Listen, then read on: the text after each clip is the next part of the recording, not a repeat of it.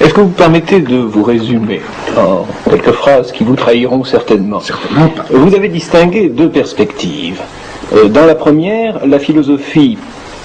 ouvre en somme le domaine de la psychologie, mais les sciences humaines en assurent ensuite l'élucidation effective et positive.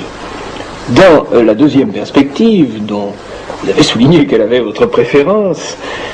l'anthropologie tout entière se trouve prise comme moment destinal, en somme, de la philosophie comme forme culturelle à travers quoi l'Occident parvient à la pensée de soi, ou tente de parvenir à la pensée de soi. Alors, si vous le voulez bien, je voudrais reposer ma question relative à l'essence de la psychologie à l'un et à l'autre de ces deux niveaux. Et d'abord, si l'on admet que la philosophie a en somme prescrit implicitement son domaine aux sciences humaines en général, les sciences humaines prenant maintenant dans l'optique positiviste, disons, le relais de la vieille question philosophique. Dans cette optique-là, en admettant que vous puissiez la mimer provisoirement, qu'est-ce qui assure la spécificité de la psychologie au milieu des autres entreprises que l'on désigne communément du nom de sciences humaines? Eh bien, je crois que ce qui a caractérisé la psychologie et ce qui a fait que elle est probablement encore la plus importante des sciences humaines, la science humaine en quelque sorte rectrice, ça a été la découverte de l'inconscient par Freud. C'est-à-dire que la psychologie a elle-même, à l'intérieur de soi, opéré vers la fin du XIXe siècle une reconversion tout à fait étonnante et qui est, qui ouvre, je crois, la dimension la plus problématique et la plus fondamentale de la psychologie. On peut dire en gros que la psychologie, depuis la fin du XVIIIe siècle jusqu'à la fin du XIXe siècle, a essentiellement, s'est donné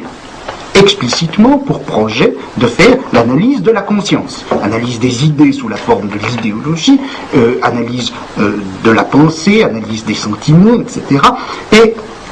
c'est à la fin du XIXe siècle que, brusquement, pivotant autour de son objet, la psychologie ne s'est plus donnée comme science de la psyché consciente, mais science de quelque chose qui venait d'être découvert, science de l'inconscient. Or, à partir du moment où la psychologie se découvrait comme science de l'inconscient, elle ne faisait pas simplement, elle ne pratiquait pas simplement l'annexion d'un nouveau domaine, d'un domaine jusqu'à présent ignoré, elle faisait bien plus. Elle restructurait entièrement le domaine de toutes les sciences humaines. En effet, en découvrant l'inconscient, la psychologie découvrait que le corps lui-même faisait partie de notre inconscient, que la collectivité à laquelle nous appartenons, le groupe social, la culture dans laquelle nous avons vécu font partie de notre inconscient. Elle découvrait que nos parents, notre père, notre mère ne sont pas autre chose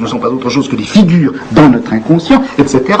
Si bien que toutes les sciences qui avoisinaient la psychologie, comme la physiologie, comme la sociologie, se sont trouvées remodelées et reprises en compte par la psychologie elle-même, par la médiation de cette découverte de l'inconscient. De telle sorte que la psychologie est ainsi devenue, au niveau de ses fondements les plus secrets, elle est devenue probablement ce qui porte avec joie tout le destin des sciences humaines. Plaçons-nous maintenant dans l'autre perspective. Quelle place peut-on assigner à cette découverte freudienne de l'inconscient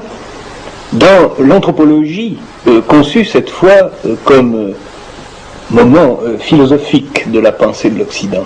Eh bien, là, il s'est produit un certain nombre d'événements. Voyez-vous, je parle toujours d'événements, mais je suis farouchement partisan de l'histoire événementielle, au moins en philosophie.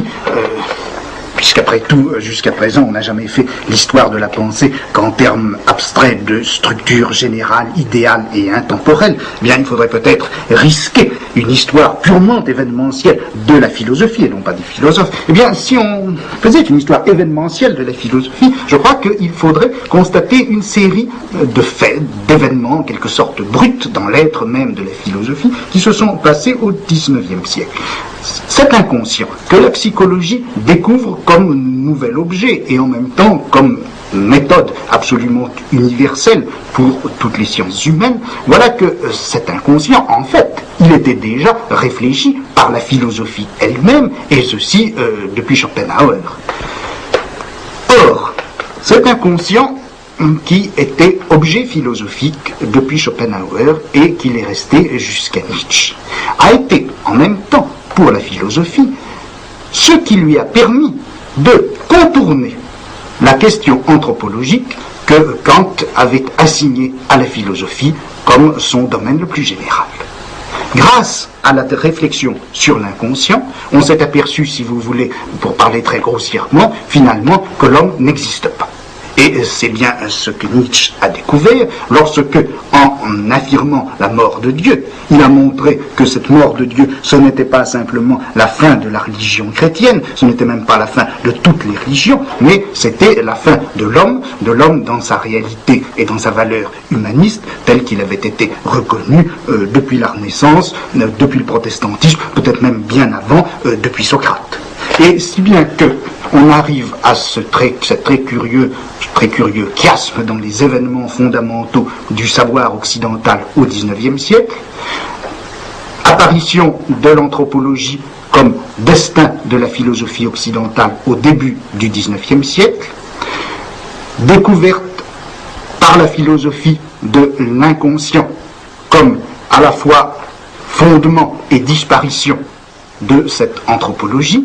et d'un autre côté, les sciences humaines et la psychologie reprennent à la fin du XIXe siècle cet inconscient, fondent ainsi des sciences de l'homme sous une forme qui se veut, qui se croit et qui est peut-être positive, mais au moment où les sciences humaines se fondent dans leur positivité, voilà que l'homme a philosophiquement disparu. Et si précisément il existe de nos jours ce lien et ce non-lien entre la philosophie et la psychologie, c'est bien peut-être précisément à cela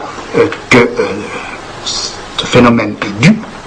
D'une part, la philosophie a imposé le thème anthropologique à toute la culture occidentale, et puis au moment où la psychologie reprend ce thème anthropologique et lui donne, grâce à l'inconscient, une parole absolument nouvelle et peut-être positive, eh bien la philosophie découvre que l'homme lui-même n'existe pas, ce qui fait que la positivité de la psychologie n'aurait peut-être pour fondement que cette aberration, ce vide, cette lacune qui serait l'existence de l'homme. Vous avez dit que le grand recentrement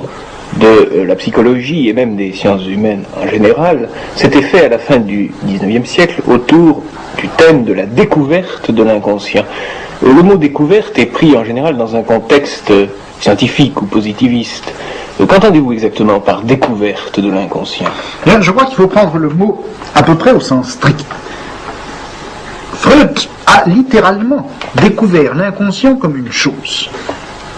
Il y a eu, pendant une vingtaine d'années, il y a eu une mode qui a régné, qui a été de dire que, malgré tout l'intérêt de la psychanalyse, on rencontrait chez Freud un perpétuel postulat chosiste. Enfin, depuis Politzer jusqu'à Merleau-Ponty compris, le chosisme, le positivisme de Freud a été critiqué comme une séquelle de la pensée du XIXe siècle, et on a essayé au contraire de réintroduire cette chose gênante qu'était l'inconscient, de la réintroduire dans un réseau de signification